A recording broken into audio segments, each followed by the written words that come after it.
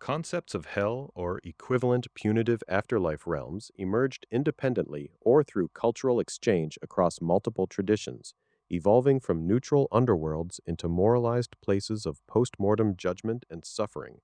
Early versions often focused on a shadowy realm for the dead rather than eternal torment. Fully dualistic, ethical hells developed later, with Zoroastrianism providing one of the clearest early models of moral bifurcation that influenced Abrahamic traditions. Eastern systems, Hinduism, Buddhism, Jainism, emphasized temporary, karma driven realms rather than eternal damnation. Ancient Near Eastern and Mediterranean precursors, Egyptian ideas centered on the Duat or netherworld, a complex realm the soul navigated after death. Judgment involved the weighing of the heart against the feather of Ma'at, truth order. Success led to the field of reeds, paradise like, while failure typically meant annihilation by Amit rather than prolonged torment. Texts like the Book of the Dead and Netherworld books, New Kingdom onward, roughly mid-second millennium BCE and later, describe dangers, gates, and purification, with some later elaborations of punishment. This contributed a model of moral accountability after death, though it was not primarily a place of endless fiery suffering. Mesopotamian underworlds were generally gloomy, equal for most of the dead, with limited differentiation. Greek Hades was a shadowy abode for most souls, while Tartarus served as a deeper prison for titans and extreme offenders. These influenced later Mediterranean developments, including Jewish and Christian imagery via Hellenistic contact. Zoroastrianism, one of the earliest systems with a clear moral dualism extending into the afterlife. Zoroaster, Zarathustra, traditionally dated roughly 1500 to 600 BCE, taught a cosmic struggle between Ahura Mazda, good, and Angra Mainyu, Ahriman, evil. After death, souls face judgment at the Chinvat Bridge. The righteous cross safely to paradise. House of Song.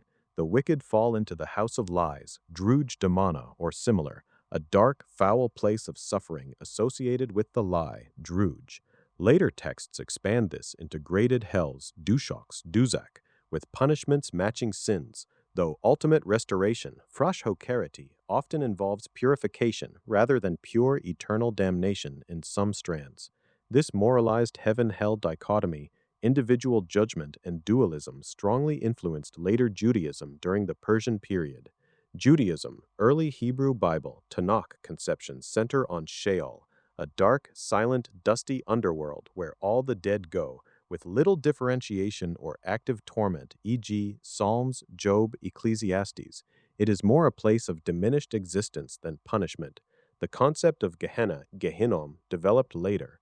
The name derives from the valley of Hinnom, Gi Hinnom, south of Jerusalem, historically associated with child sacrifice to Moloch, and later used as a refuse dump.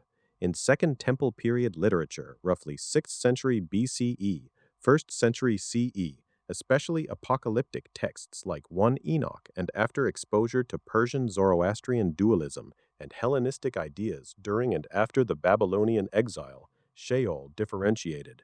The righteous await better fates, sometimes linked to resurrection, while the wicked face fiery judgment or temporary purification in Gehenna. Rabbinic tradition often views Gehinnom as temporary, commonly up to 12 months for most, with annihilation or limited suffering rather than eternal torment as the dominant view for the truly wicked.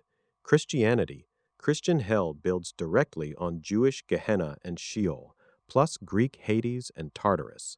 In the New Testament, Jesus frequently uses Gehenna for a place of fiery judgment and destruction, e.g. Mark 9, Matthew 5, 10, 25, often with imagery of unquenchable fire and undying worms drawn from Isaiah 66.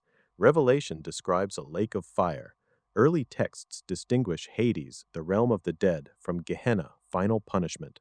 The vivid, eternal, tormented hell of popular imagination expanded significantly after the New Testament. Second-century works like the Apocalypse of Peter offered detailed tours of tortures matched to sin.